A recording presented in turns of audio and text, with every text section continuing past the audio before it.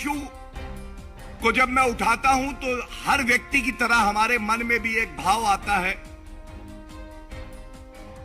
कि ये जो आम आदमी पार्टी है आज ये एक बीमारी की तरह पहले दिल्ली तक थी, यहां भ्रष्टाचार किया, यहां पे एक्साइज पॉलिसी का स्कैम हुआ, low floor buses DTC buses का स्कैम हमने उजागर किया, क्लासरूम बनाने में घोटाला हुआ, हवाला का घोटाला हुआ और अब ये बीमारी पंजाब में भी फैला दी है इन्होंने। पंजाब में स्वास्थ्य मंत्री को भ्रष्टाचार के आरोप में जेल जाना पड़ा। अरविंद केजरीवाल जी, आपकी कोई जिम्मेदारी नहीं है, पंजाब के मुख्यमंत्री की कोई जिम्मेदारी नहीं है। अब ये जो पॉलिसी मैंने आपके सामने रखी, ये एक्सकवेशन और खुदाई की नई परिभाषा यही बताती है कि आम आदमी पार्टी को केवल भ्रष्टाचार, लूट खसोट और वसूली से मतलब है। राष्ट्रीय सुरक्षा से इनका कोई लेना देना नहीं, आम जनता का हित किस चीज में है इनको कोई लेना देना नहीं। और स्वागत करते हैं हम इस आदेश का जो उच्च न्यायालय ने पारित किया है और एक भ्रष्टाचारी सरकार को उसकी सही जगह दिखाई है। और जब मैंने इस प्रेस वार्ता की शुरुआत करी, मैंने आपको बताया कि ऐसा इतिहास में कम ही हुआ होगा कि एक सरकार को एक ही दिन में 2 झटके लगते हैं उच्च न्यायालय से और वो प्रथम दृष्टया भ्रष्टाचार के होते हैं। दूसरा, इनकी एक नीति है हर घर राशन पहुंचाने की। अभी ये भी जानकारी आई है, हर घर राशन पहुंचाना तो केवल एक बहाना है, हर घर का जो हिस्सा है उसे लूट के भ्रष्टाचार करना इनका उद्देश्य है। और पंजाब और हरियाणा हाईकोर्ट ने इसमें भी एक आदेश पारित किया है और बिल्कुल सख्त टिप्पणी करते हुए सरकार से जवाब मांगा है कि ये बताइए कि एक निजी कंपनी को लाभ पहुंचाने का आपका अंदेशा क्यों? बिना अध्ययन किए आप एक निजी कंपनी को लाभ पहुंचाने के लिए एक नई नीति लाते हैं जिस पे हाईकोर्ट ने पुनः रोक लगा दी है।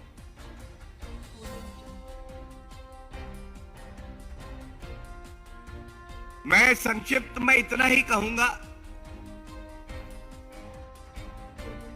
इस भ्रष्टाचारी आम आदमी पार्टी के तीनों विकेट, भ्रष्टाचारी तीनों विकेट गिर चुके हैं पंजाब में।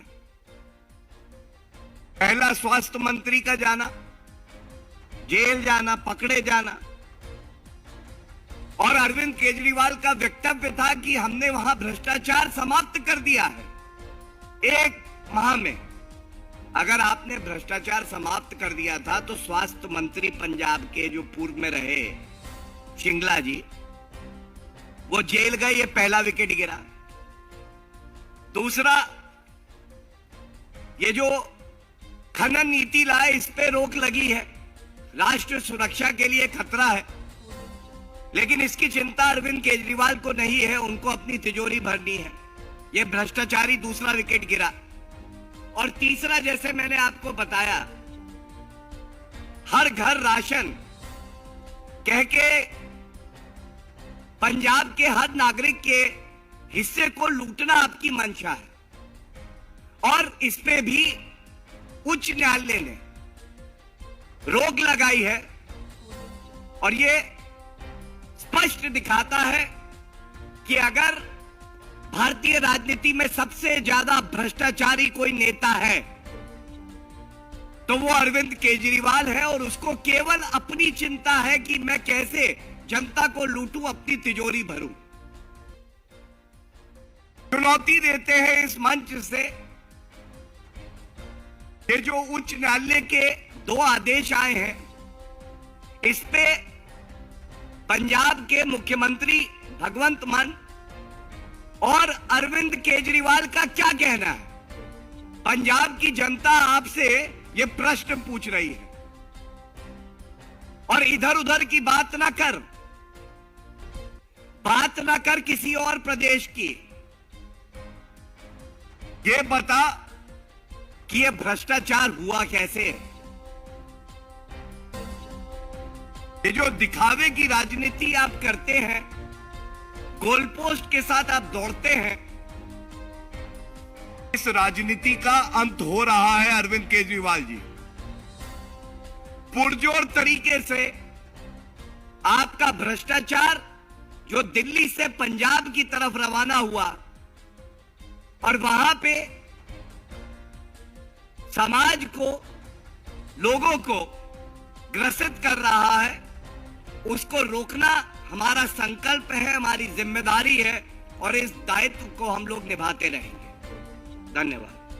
If there are any questions, I'll take those.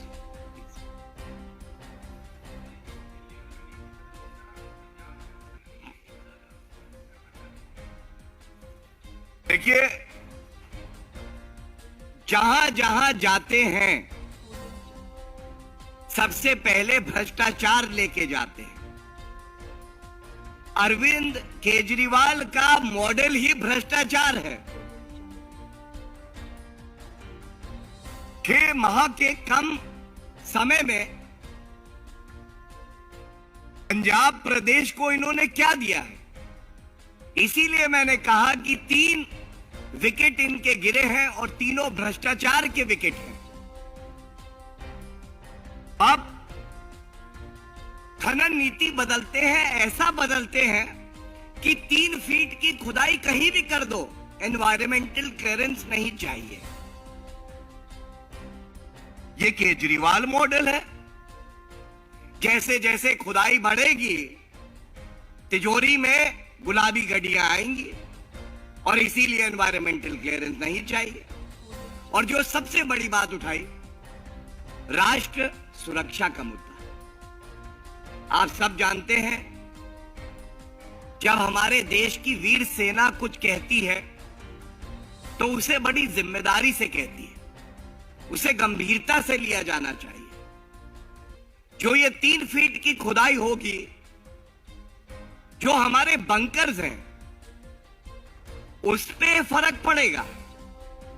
ये बात हमारे देश की सेना कह रही है, लेकिन अरविंद केजरीवाल जी को ये बात नहीं समझ में आ रही, क्योंकि उनकी आंखें जो हैं वो काले धन से पूरी तरह से बंद हो चुकी है। पंजाब के मुख्यमंत्री ये नहीं देख पा रहे कि ये देश के लिए, हर नागरिक के लिए खतरा है। लेकिन हर नागरिक आज आभार व्यक्त कर रहा है उच्च न्यायालय का, जिसने इस गंभीरता को समझा और इन दोनों नीतियों पे, चाहे खनन की हो और चाहे वो हर घर राशन के बहाने भ्रष्टाचार फैलाने की नीति हो, दोनों पे रोक लगाई।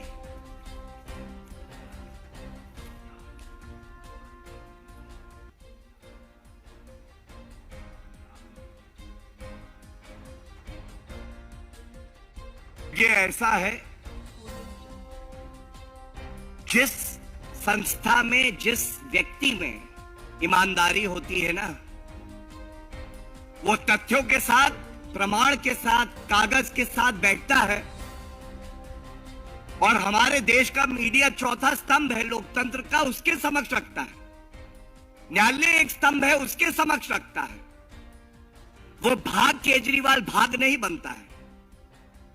कुछ भी वक्तव्य दे दो, जब दूसरा व्यक्ति पूछे कि आपने ये कहा था तो कुछ नया बोल दो। मैं चुनौती देता हूं मुख्यमंत्री जी को, 24 घंटे के अंदर सारे प्रमाण, सारे साक्ष्य लेके उच्च न्यायालय में याचिका दायर करें लॉ एंड ऑर्डर पुलिस तो उनके अंडर आती है। अभी तक कोई कंप्लेंट फाइल हो गई क्या? देश में कानून का राज है।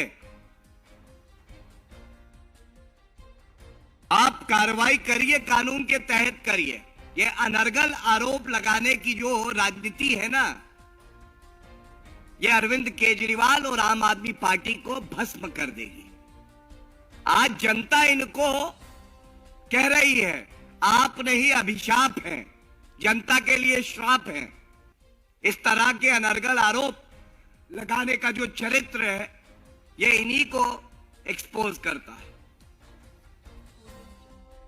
That would be all. I'm very grateful to all. Thank you so much. साप्ताहिक श्रद्धांजलि समारोह के क्रम में आज ब्रह्मलीन महंत अवेद्यनाथ जी महाराज की पावन पुण्यतिथि है और इस समारोह में यहां पर अपना आशीर्वचन देने के लिए यहां पर उपस्थित जगत गुरु शंकराचार्य, पूज्य स्वामी वासुदेवानंद सरस्वती जी महाराज,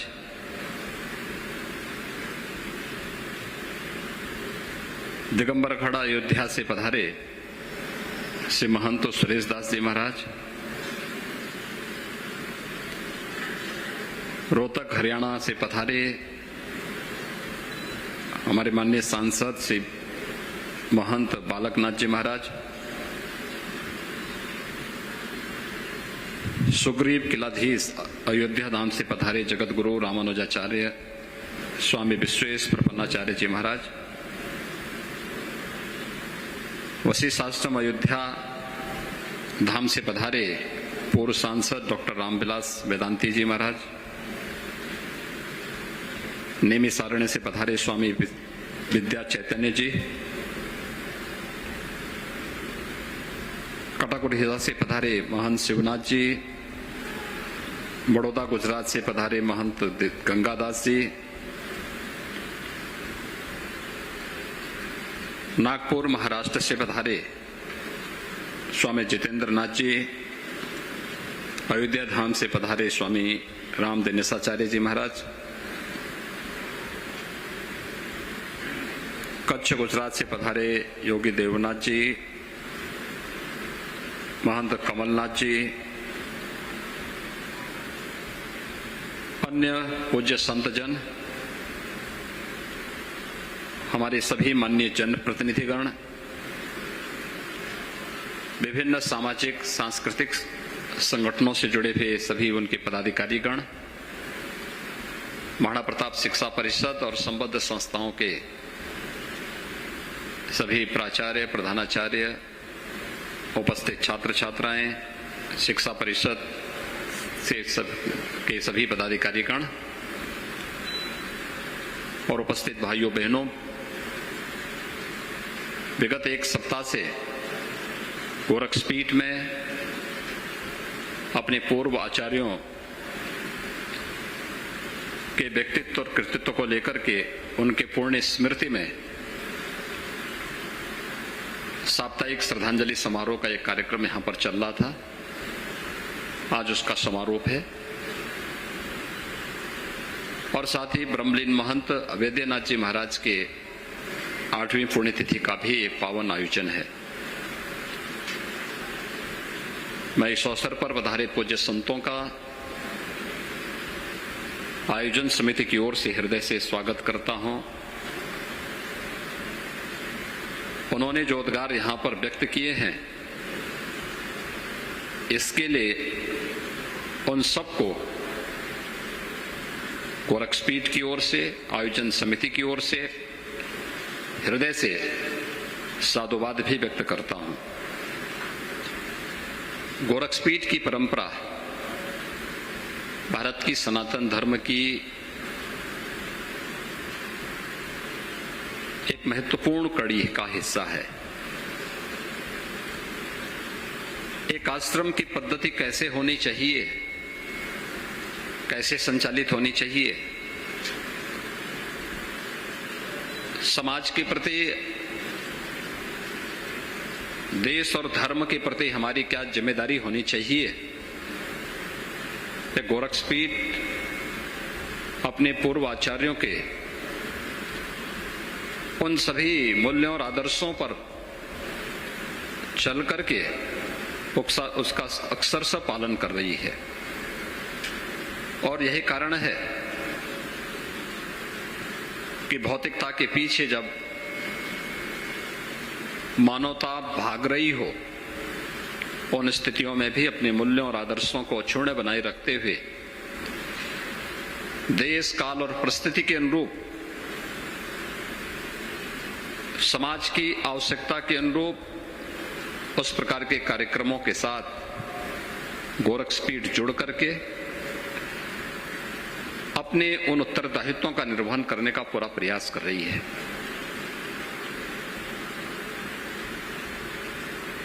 आप अनुमान कर सकते हैं कि एक धार्मिक पीठ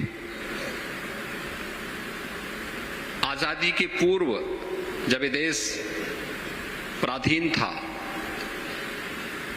तब शिक्षा की अलख जगाने के लिए अपने सीमित संसाधनों से इस अभियान के साथ जुड़ता है। आजादी के पूर्व देश की आजादी के लिए उस समय की आवश्यकताएं क्या हैं? पूज्य संतों ने उस कालखंड में अलग अलग क्षेत्रों में, देश के अलग अलग भूभाग में आंदोलन को कहीं न कहीं नेतृत्व देने का काम भी किया और उसमें बढ़ चढ़ करके भागीदार भी बने। गोरक्षपीठ भी उससे कभी अपने आप को वंचित नहीं रखा, क्योंकि पराधीनता तो देश की है, धर्म भी उस पराधीनता के दंश को झेल रहा था, तो कैसे गोरक्षपीठ इसको बर्दाश्त कर सकती थी। लगातार उस कालखंड में भी गोरक्षपीठ इस अलग के साथ, इस अभियान के साथ जुड़कर के अलग जगाने का कार्य कर रही थी, और यही कारण है कि आजादी के पूर्व देश के स्वाधीनता आंदोलन में बढ़ चढ़ करके भाग लेने का कार्य का अभियान रहा हो, या आजादी के बाद राष्ट्र निर्माण के उस प्रवर्तमान अभियान को एक नई गति देने का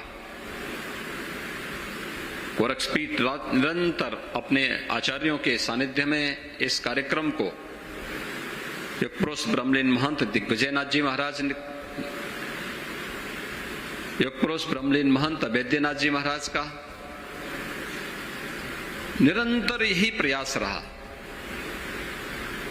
कि हमें देश कालोचित, समाज के अनुकूल, युग के अनुकूल अपने आप को ढालना होगा, और उसके अनुरूप देश और धर्म की रक्षा करने के लिए उस प्रकार के अभियान का हिस्सा बनना भी पड़ेगा। आज जो कुछ भी हम सबके सामने है, सब इन पूर्व आचार्यों की ही कृपा, उनके सामर्थ्य, उनकी साधना और उनकी सिद्धि का ही परिणाम है। शिक्षा के क्षेत्र में हो, स्वास्थ्य के क्षेत्र में हो, सेवा के चलने वाले विभिन्न प्रकल्प हो, या फिर साप्ताहिक इस श्रद्धांजलि कार्यक्रम में देश और समाज से जुड़े हुए ज्वलंत मुद्दों पर गोष्ठी के कार्यक्रमों के साथ जुड़ना। एक धार्मिक पीठ अपने आप को केवल अपने पूजा पद्धति तक सीमित नहीं रख सकती। हम देश और समाज की ज्वलंत समस्याओं से अपने आप को अलग नहीं कर सकते। धर्म कभी भी हमें देश और समाज से जुड़ी हुई ज्वलंत समस्याओं से पलायन करने के लिए आज्ञा नहीं देता है। हम अपने आप को उन चुनौतियों के साथ जूझने के लिए तैयार करें। समाज और राष्ट्र से जुड़ी हुई समस्या को अपनी समस्या माने, हमारे धर्म स्थलों को उसके अनुरूप अपने आप को ढालना पड़ेगा। समाज से जुड़ी हुई समस्याओं को लेकर के अगर हम पलायन करेंगे तो जन विश्वास को खोएंगे। राष्ट्र से जुड़ी भी किसी चुनौती को लेकर के अगर हम मुंह मोड़ने का प्रयास करेंगे तो देश, वर्तमान और भावी पीढ़ी कभी हमें माफ नहीं करेगी। और यही भाव गोरक्षपीठ अपने पूर्व आचार्यों के सानिध्य में लेकर के निरंतर चला है। और आज भी आपने विगत एक सप्ताह के अंदर दोनों सत्रों में चले हुए विभिन्न प्रकार के कार्यक्रम उन सभी समसामयिक मुद्दों और मूल्यों की ओर समान का ध्यानाकर्षण करने का भी वह एक माध्यम बना है। एक सप्ताह के अंदर उन विभिन्न मुद्दों पर चर्चाएं हुई। वे चर्चाएं चाहे वह भारत के सांस्कृतिक आंदोलन से जुड़े हुए मुद्दे हों, श्री राम जन्मभूमि पर भगवान राम के भव्य मंदिर निर्माण का कार्यक्रम, ये भारत के लोकतंत्र की और भारत की न्यायपालिका की ताकत का एहसास वैश्विक मंच पर कराता है। भारत की योग की परंपरा को वैश्विक मान्यता मिलना, ये भारत की विरासत की विजय है। कुंभ को वैश्विक मान्यता देकर के मानवता की अमूर्त सांस्कृतिक धरोहर के रूप में मान्यता मिलना, ये भारत की सांस्कृतिक विजय के अभियान का हिस्सा है। भारतीय नस्ल के गोवंश के संरक्षण की वकालत आज वैश्विक मंच पर होना, और जब मानवता विभिन्न प्रकार की बीमारियों से ग्रसित है, इसमें बहुत सारी बीमारियां तो ऐसी हैं जो स्वयं मनुष्य ने अपने भौतिकता में अति भौतिकता के पीछे पड़कर के स्वयं अर्जित की है। उनसे मुक्ति का कोई राह दिखा सकता है तो भारतीय नस्ल का गोवंश प्राकृतिक खेती के माध्यम से उस राह को दिखाने का एक सशक्त माध्यम बन सकता है। और इस पर आज विचार किए जाने की आवश्यकता है, इस पर कार्य किए जाने की आवश्यकता है। इस दिशा में एक नए मंथन को आगे बढ़ाने की आवश्यकता है। गाय भी बचेगी और मानवता उन तमाम प्रकार की बीमारियों से बचेगी जो आज देख रहे थे। मैं आज सुबह जनता दर्शन के कार्यक्रम में गया था। लगभग 300 से ज्यादा लोग जनता दर्शन में आए हुए थे और मुझे ज्यादातर मामले किस प्रकार के देखने को मिले। कैंसर के पेशेंट आए थे, किडनी खराब होने के वाले पेशेंट आए थे, किसी का लीवर खराब हो गया है, कोई हार्ट की बीमारी से परेशान है। गलती उनकी नहीं। जो कुछ हम खा रहे हैं, ये फर्टिलाइजर, ये केमिकल, ये पेस्टिसाइड, ये कहीं ना कहीं जिसका इस्तेमाल खेती बाड़ी के लिए खेती के लिए किया जा रहा है, ये डायरेक्ट नहीं इनडायरेक्ट तो हमारे अंदर ही भोज्य पदार्थों के रूप में जा रहा है। और फिर एक समय वही बीमारी बनकर के इतना विभत्स रूप लेता है। स्वच्छता अभियान भारत का इतना अच्छा अभियान बना, इसने न जाने कितने लोगों के जीवन को बचाने का काम किया। हमें हर एक उस अभियान की कीमत को समझना भी पड़ेगा। आज से पहले 2017 के पहले इस सीजन में पूर्वी उत्तर प्रदेश में मस्तिष्क ज्वर से हजारों मौतें होती थी। आज बीमारी नियंत्रण में है। ऐसा नहीं कि बहुत कुछ प्रयास अलग से किए गए हों, नहीं, पब्लिक अवेयरनेस का कार्यक्रम, जनता को जागरूक करना, जनता को स्वच्छता के साथ जोड़ने का कार्यक्रम, थोड़ा भी प्रयास हुआ। शासन प्रशासन उस अभियान के साथ जुड़ा और जनता ने उसमें बढ़ चढ़ करके भाग लिया। परिणाम है कि जहां 1200-1500 मौतें जिस पूरे सीजन भर में होती थी, आज उस मौत को हम लगभग 0 तक पहुंचाने में हम सफलता की ओर अग्रसर हुए हैं। 40 वर्ष में पूर्वी उत्तर प्रदेश ने 50,000 मासूम बच्चों को खोया है। 1977 से लेकर के 2017 तक आखिर मासूम बच्चे इसी समाज की धरोहर थी। क्या गलती की थी उन लोगों ने? लेकिन अव्यवस्था के शिकार हुए थे वे सब। शासन के पास फंड था, लेकिन उसका उचित नियोजन होना है। समाज को जानकारी नहीं थी कि जो बीमारी हो रही है, ये बीमारी का कारण क्या है।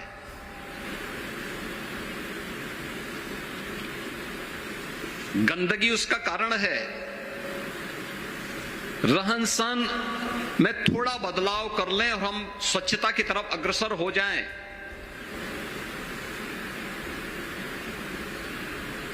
तो हो सकता है उन सब बच्चों को भी उस समय बचाया जा सकता था। लेकिन उस दिशा में कोई ठोस प्रयास नहीं हो पाए। और एक वक्त है, ये समय है आज की, कि जो कुछ भी भारतीय है इसका शोधन नए परिप्रेक्ष्य में, नए प्रयास के साथ आगे बढ़ने की आवश्यकता है। आज जिस दिशा में सभी लोग मिलकर के एक साथ आगे बढ़ रहे हैं, वह हर एक क्षेत्र में भारत को एक नई प्रतिष्ठा दिलाएगा। आज वैश्विक मंच पर भारत की प्रतिष्ठा बढ़ी है। भारत दुनिया की एक बड़ी ताकत के रूप में उभर रहा है। प्रत्येक भारतवासी को भी इस पर गौरव की अनुभूति करनी चाहिए। आजादी का ये अमृत महोत्सव वर्ष भी है। हम सब ने 15 अगस्त 2022 को देश की आजादी के 75 वर्ष पूरे किए हैं। आजादी के इस अमृत महोत्सव वर्ष में इन 75 वर्षों की इस यात्रा को हम लोगों ने, बहुत सारे लोगों ने बहुत नजदीक से महसूस किया होगा। किसी ने 15 वर्ष, किसी ने 5 वर्ष, किसी ने 20 वर्ष, किसी ने 30 वर्ष, किसी ने 40, किसी ने 50 वर्ष की इस यात्रा को नजदीक से देखा होगा। भारत दुनिया की एक ताकत बन रहा है, लेकिन दुनिया की एक महाताकत के रूप में भारत को स्थापित करने के लिए अभी बहुत कुछ किए जाने की आवश्यकता है। इसके लिए किसी दूसरे पर जिम्मेदारी डाले बगैर प्रधानमंत्री मोदी जी ने 15 अगस्त 2022 को लाल किले की प्राचीर से देश को कुछ महत्वपूर्ण मंत्र दिए थे। पंच प्रण भी उसी का एक हिस्सा है। हर व्यक्ति को अपनी विरासत पर गौरव की अनुभूति करनी होगी। कृतज्ञता ज्ञापित करना अपने पूर्वजों के प्रति, अपनी परंपरा के प्रति, यह भी उसी का हिस्सा है। हमें विकसित भारत बनाना है।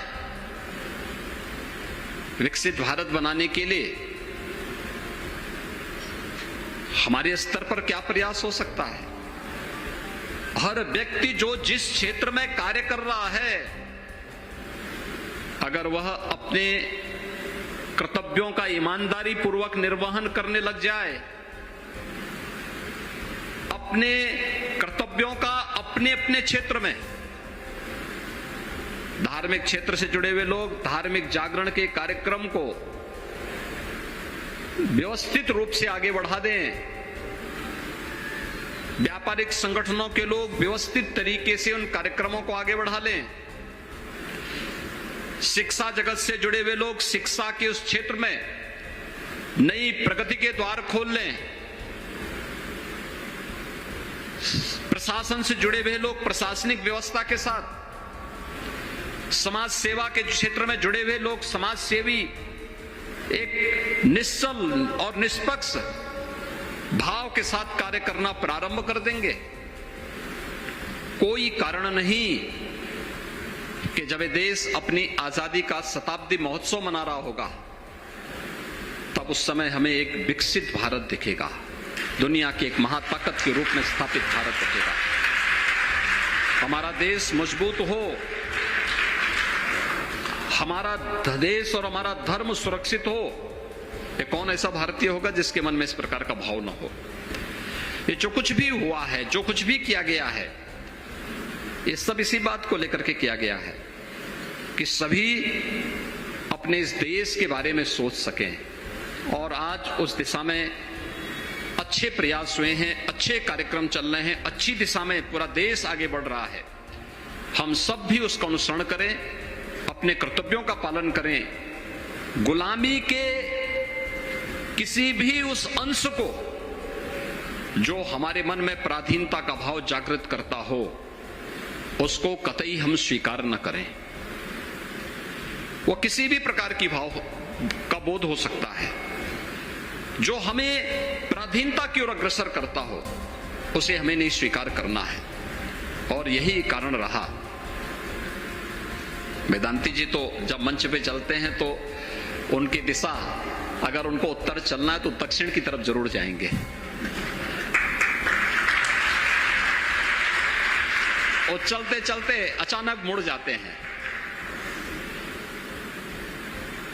लेकिन जो उन्होंने कहा, महंत वैद्यनाथ जी महाराज,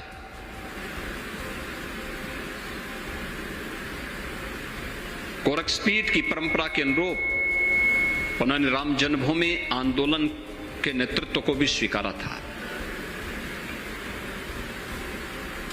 गोरक्षपीठ के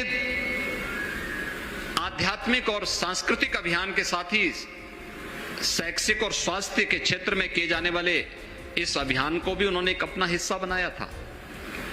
आश्रम की व्यवस्था कैसे होनी चाहिए, गोरक्षा का कार्य भी होना चाहिए, संस्कृत अध्ययन का कार्यक्रम भी चलना चाहिए, स्वच्छता का मानक कैसे हो सकता है। गोरक्षपीठ में स्वच्छता के उस मानक को आपने आज से नहीं, पहले से ही आप देखते रहे होंगे। ये सभी मुझे लगता है हम सबको अपने जीवन का हिस्सा इसको बनाना पड़ेगा। हम सबको इस दिशा में आगे बढ़ना पड़ेगा। आज के इस अवसर पर विगत एक सप्ताह से आप गोरक्षपीठ के आचार्य द्वय युग पुरुष ब्रह्मलीन महंत दिग्विजयनाथ जी महाराज और पूज्य महंत वैद्यनाथ जी महाराज के साप्ताहिक श्रद्धांजलि समारोह के इस कार्यक्रम के साथ जुड़े। मैं सबसे पहले पूज्य संतों का हृदय से साधुवाद व्यक्त करते हुए उन सब के प्रति कृतज्ञता ज्ञापित करता हूं कि उनका आशीर्वाद और उनका सानिध्य प्रतिवर्ष इस कार्यक्रम को और इस कार्यक्रम के माध्यम से गोरक्षपीठ की संस्थाओं को और गोरखपुर की जनमानस को प्राप्त होता है। मैं इसके लिए उन सब के प्रति हृदय से साधुवाद व्यक्त करता हूं। विभिन्न संगठनों और संस्थाओं को जो इस पूरे कार्यक्रम के साथ जुड़ करके उसे और भी रोचक बनाते हैं,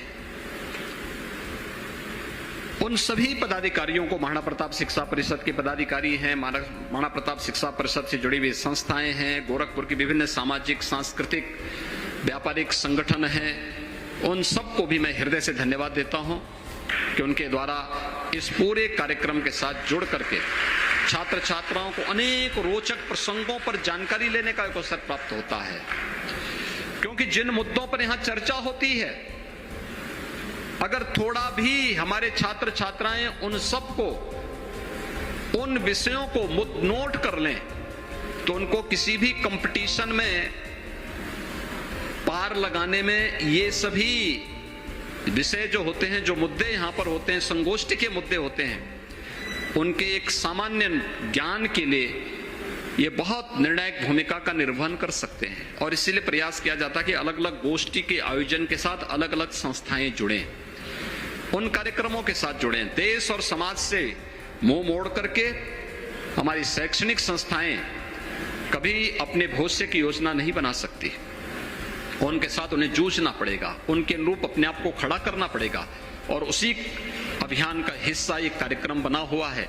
आज के इस अवसर पर मैं महाराणा प्रताप शिक्षा परिषद से जुड़ी हुई सभी संस्थाओं को, जो युग पुरुष ब्रह्मलीन महंत दिग्विजयनाथ जी महाराज और पूज्य महंत वैद्यनाथ जी महाराज की साधना और सिद्धि की एक थाती है, उसको आगे बढ़ाना, उसको यशस्वी बनाने की दिशा में हम सबकी सामूहिक तपस्या उसके साथ जुड़नी चाहिए।